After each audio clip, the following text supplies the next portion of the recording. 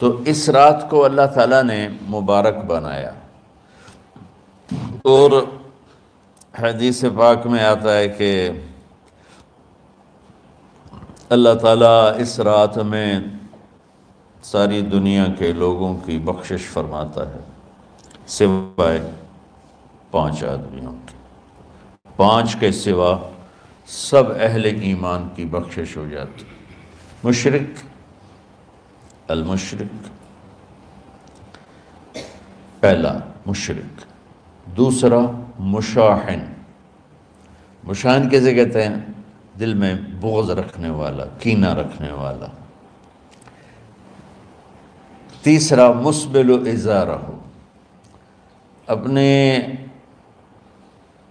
پاجامے شلوار چادر کو ٹخنوں سے نیچے تک لے جانے والا، لیکن ایک شرط کے ساتھ کہ وہ تکبر کی وجہ سے ہو، سستی کی وجہ سے ہے، غفلت کی وجہ سے ہے۔ چونکہ جب آپ نے ایک مرتبہ اس کے بارے میں بات کی تو حضرت ابوبکر صدیق نے کہا یا رسول اللہ، میری چادر، عرب چادر باندھتے تھے جیسے ہمارے پنجاب کا لباس چادر تھا، اب وہ کم ہو گئے۔ ہماری تو بزرگ عورتیں بھی اور مرد بھی سب چادر باندھتے تھے، شلوار کا تو کسی کو پتہ ہی نہیں ہوتا تھا ہمارے بچپن میں۔ یہ تو پھر آہستہ آہستہ جب تعلیم آئی تو شلوار دیہاتوں میں بھی اور شہروں میں عام ہو گئی۔ تو اگر وہ اس لیے لٹکا رہا ہے کہ طبیعت میں تکبر ہے، پھر اس وعید کا وہ حقدار ہے۔ اگر ویسے اس کی نیچے جا رہی ہے تو میرا مالک ایسا، وہ تو ہے ہی رحیم و کریم، ہے ہی رحیم و کریم، ہے ہی رحیم و کریم۔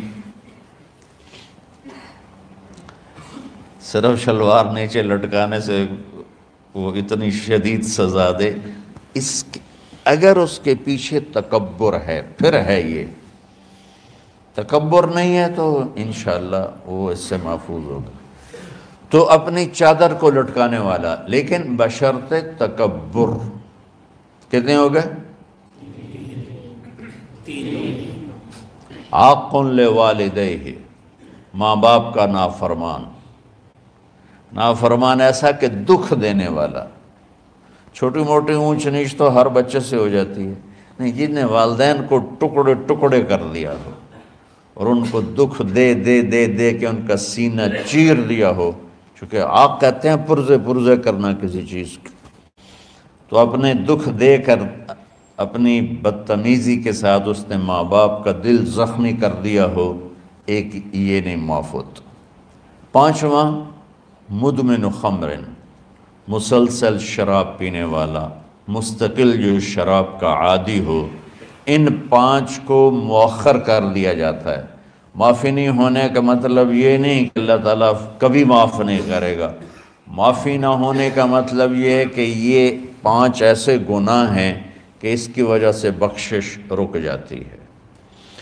اگر وہ شرک سے نکل آئے، وہ کینہ سے نکل آئے، وہ تکبر سے نکل آئے، وہ والدین کی نافرمانی سے نکل آئے، شراب چھوڑ دے، تو ان کی بھی بخشش ہو جاتی۔ جب کوئی توبہ کرے گا فوراً بخشش ہو جائے گی۔ نہ 15 شعبان کی ضرورت ہے، نہ لیلۃ القدر کی ضرورت ہے، نہ بیت اللہ جانے کے ساتھ توبہ کی شرط ہے۔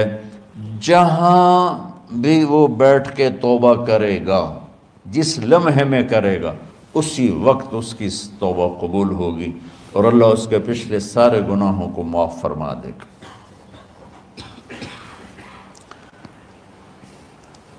دن کا روزہ، رات کا قیام، زیادہ قیام سے مراد نوافل ہیں، کوئی گھر میں پڑھ لے، کوئی مسجد میں پڑھ لے۔ نوافل، نفلی عبادات گھر میں ہی افضل ہوتی ہیں۔ میرے نبی سنتیں ہمیشہ گھر سے پڑھ کے آتے تھے۔ تہجد اپنے گھر میں پڑھتے تھے، مسجد میں نہیں پڑھتے تھے، سوائے اعتکاف کے۔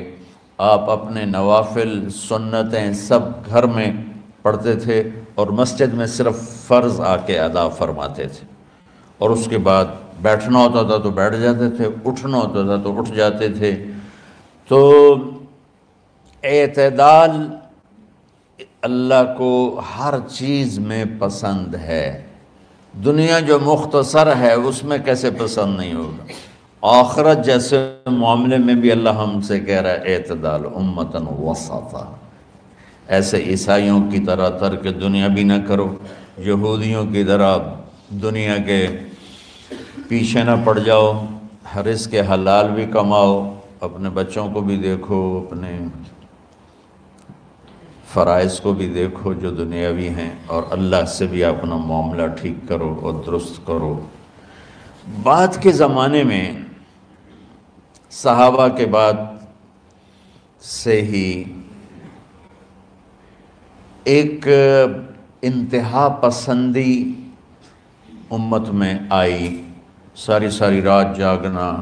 فلاں بزرگ تھے وہ رسے سے اپنے بالوں کو باندھ لیتے تھے کہ نماز پڑھتے پڑھتے جب نیند آئے اور جھٹکا لگے تو رسے سے بندھے ہوئے بالوں سے اس جھٹکے سے تکلیف ہو اور ان کی آنکھ کھل جائے اور پھر نفلوں میں شروع ہو جائے۔ ایک فلاں بزرگ تھے وہ اپنے آنکھوں میں نمک کا سرما لگاتے تھے تاکہ آنکھیں جل جائیں، اس میں وہ جلن پیدا ہو جائے اور نیند اڑ جائے۔ یہ ایسے واقعات بھرے پڑے ہیں۔ فلاں بزرگ تھے انہوں نے 30 سال عشاء کے وضو سے فجر کی نماز ادا کی۔ یہ اپنی جگہ پہ بزرگی ہے، لیکن یہ بھائیو یہ دین ہم پیش نہیں کر سکتے۔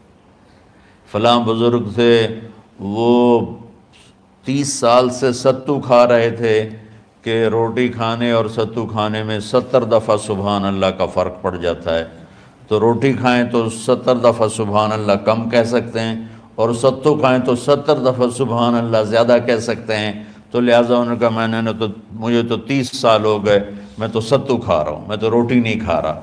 یہ دین نہیں ہے، یعنی یہ وہ دین نہیں جو ہم انسانیت کو پیش کر سکتے۔ یہ تو لوگوں کو دوڑانے والی بات ہے۔ اور ایک آدمی ایک بزرگ سے ملنے گیا تو وہ نوافل پڑھ رہے تھے،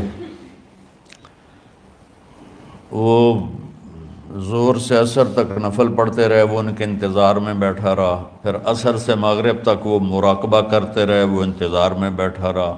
پھر مغرب سے عشاء تک وہ نفل پڑھتے رہے، وہ بیچارہ انتظار کرتا رہا۔ پھر عشاء کے بعد پھر نفل شروع کیے تو تہجد تک نفل پڑھتے گئے اور وہ بیچارہ پیچھے بیٹھا ہوا۔ تو تہجد کے آخر میں ان کی مصلی پہ بیٹھے بیٹھے ایسے اونگ آ گئی، تو یوں جھٹکا لگا تو کہا یا اللہ میں اس آنکھ سے پناہ مانگتا ہوں جو سونے سے اس کا دل ہی نہیں بھرتا۔ اور پھر اس کے بعد فجر کی نماز پڑھ کے اشراق تک بیٹھے رہے، پھر اشراق پڑھے، اخیر وہ بیچارہ اٹھی کے واپس آ گیا۔ لگتا ہے نام تھا ویلی کوئی نہیں۔ تو وہ اس نے کسی سے پوچھا کہ یہ بزرگ کب سے یہ کر رہے ہیں؟ کہ پچھلے 30 سال سے کر رہے ہیں۔ یہ رہبانیت کی شکل ہے، یہ وہ دین نہیں جو ہم لوگوں کو پیش کریں گے تو وہ کہیں گے واہ واہ واہ واہ کیا دین ہے بھائی، قبول کرو۔ یہ ایک قسم کا غلو آیا۔ میں ایک حدیث سناتا ہوں، بخاری شریف میں بھی ہے، مجھے اب ہر شے بھول گئی، لیکن وہ ہے نہی الغلو، اس طرح کر کے آپ لوگ زیادہ جانتے ہوں گے جو پڑھ رہے ہیں، کہ غلو سے نہیں۔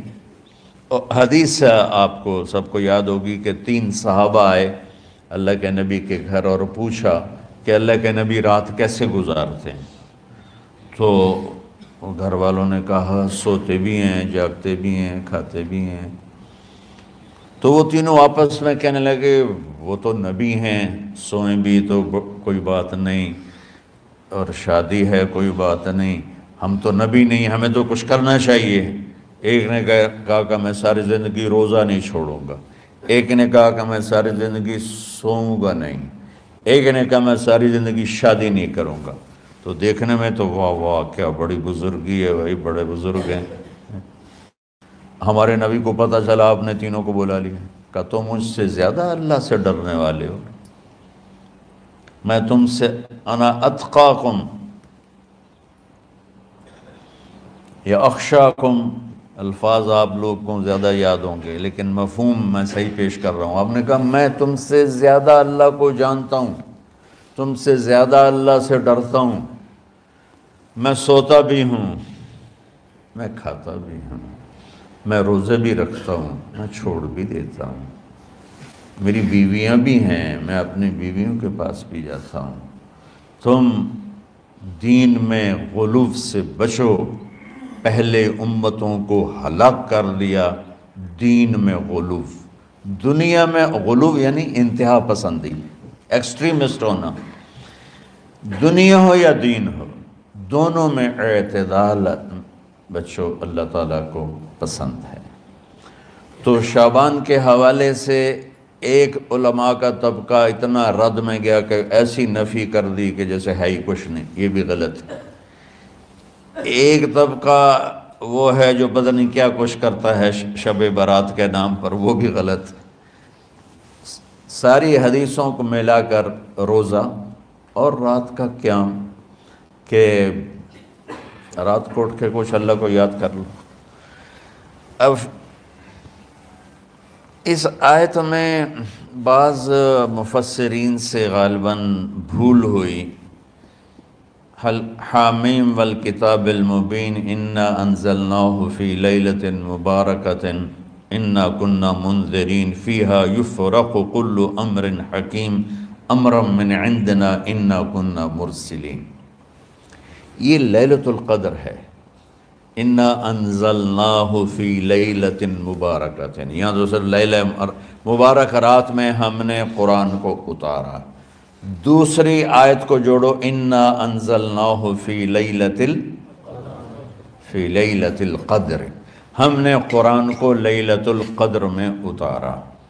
تو وہ آیت اس آیت کا ترجمہ کر رہی کہ لیلۃ مبارک سے مراد لیلۃ القدر ہے، 15 شعبان نہیں۔